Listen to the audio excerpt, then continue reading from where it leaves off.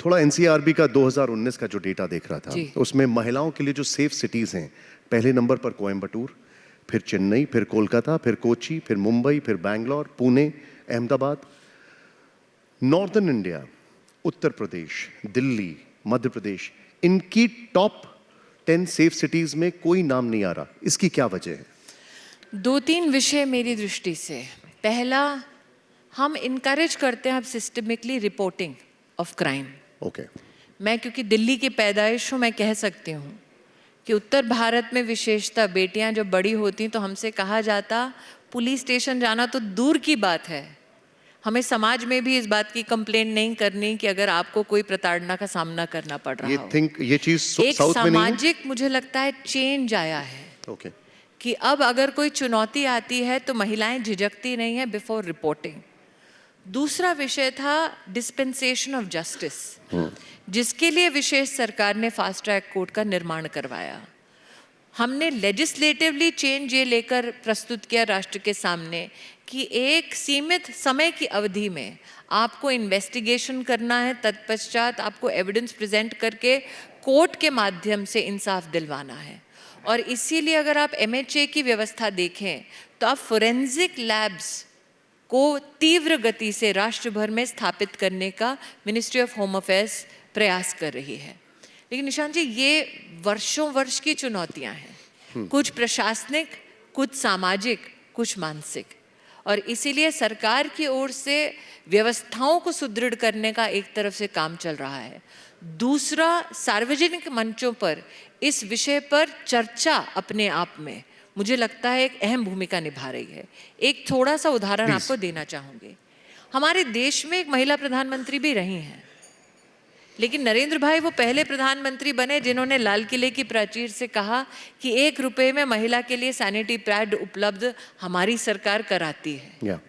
एक पुरुष का ये कहना, प्रधानमंत्री का ये कहना, लाल किले की प्राचीर से ये कहना अपने आप में पॉलिटिकल और सोशल नैरेटिव में एक टेक्टोनिक शिफ्ट है। जब प्रधानमंत्री कहते हैं कि हमने 11 करोड़ टॉयलेट्स बनाए औरतों के लिए, इस देश में कभी किसी औरत ने किसी नेता के पास जाकर किसी चुनाव में नहीं कहा था कि मेरे लिए एक टॉयलेट बना दीजिए। वो कभी कोई चुनावी मुद्दा नहीं था। नरेंद्र भाई ने चुनाव जीतने के बाद ही पहले वर्ष में कहा कि हर स्कूल में बेटियों के लिए अलग से टॉयलेट बनाओ। It was never an election agenda. बनाया क्यों? क्योंकि वर्षों वर्ष से हम जानते थे कि ड्रॉप आउट को अगर अरेस्ट करना है तो सबसे पहले जिन बेटियों का मासिक धर्म है उस वक्त उनको अलग से टॉयलेट की व्यवस्था चाहिए। और उस एक वर्ष में मेरा ही सौभाग्य रहा कि मैं तब शिक्षा मंत्री थी। हमने प्रदेश की सरकारों के साथ समन्वय कर राष्ट्र में 70 साल में नहीं बना था, 1 साल में हर स्कूल में टॉयलेट हमने बनवाया।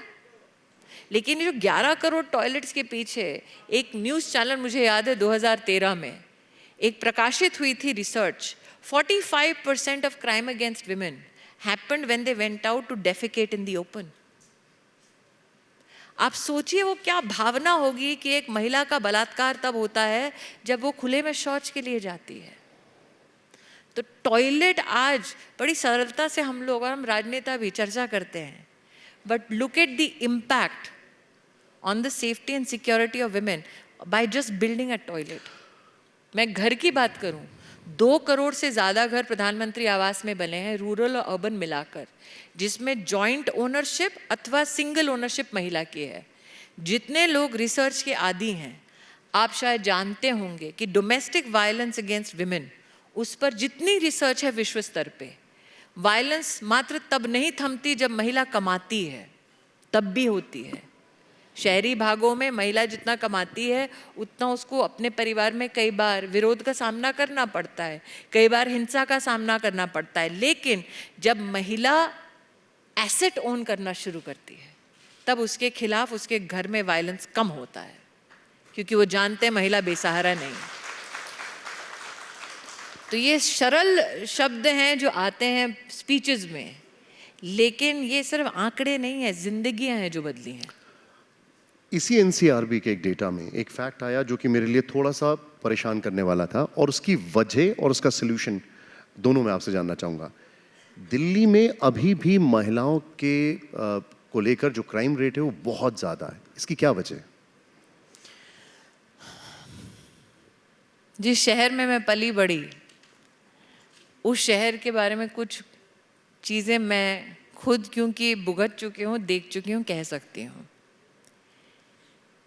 80 के दशक में मैंने देखा है, 90 के दशक में हमसे आसपास हर जगह बेटियों को ये कहते सुना है परिवारों को कि कोई छेड़े तो मत बोलो, कोई टोके तो मत बोलो, कोई दुपट्टा खींचे तो मत बोलो। अब औरतें बोलने लगी हैं, रिपोर्ट ज़्यादा होने लगा है। लेकिन दूसरा, आप ये आंकड़ा देखते हैं, मुझे याद है 2012-13 में पॉक्सो का कानून आ रहा था, हमारी पार्टी विपक्ष में थी। मैं राज्यसभा में जब इस विषय पर बोलने के लिए उठी, मुझे याद है तब मैंने तब की सरकार को एक प्रस्ताव दिया था कि जो चाइल्ड पोर्नोग्राफी या चाइल्ड अब्यूज़, सेक्सुअल अब्यूज़ करते हैं, कहीं ना कहीं तो सरकार के पास डेटा होगा। जब हम चाहते हैं कि वो व्यक्ति, जब हम अपने किसी संस्थान में उसको एम्प्लॉय करें, कम से कम कहीं तो क्रॉस वैलिडेशन हो, पुलिस के चेक हो, लेकिन वो डेटाबेस था नहीं। आज मैं विशेष आभार व्यक्त करती हूँ, ये आंकड़ा आपको चौंका देगा, लेकिन मिनिस्ट्री ऑफ होम अफेयर्स के पास अब जब आप कहते हैं पुलिस वेरिफिकेशन कराओ, we have over 7 lakh people who have sexually abused children, women, वो डेटाबेस है। दुर्भाग्य है that is 7 lakhs. But at least now we have a system to cross-validate, verify, check before such people are hired. तो जैसे कि मैंने कहा कि व्यवस्थाओं के निर्माण को सबसे ज़्यादा तवज्जो सरकार ने दी, क्योंकि जब आप सुरक्षा की अपेक्षा करते हैं तो क्राइम अगेंस्ट विमेन की सबसे बड़ी चुनौती क्या थी कि व्यवस्थाओं की दरकार थी। दूसरी चुनौती क्या थी कि इंसाफ की दरकार थी। We never wanted to be vigilantes, we wanted due process of law, which is what now the government is ensuring, due process of law.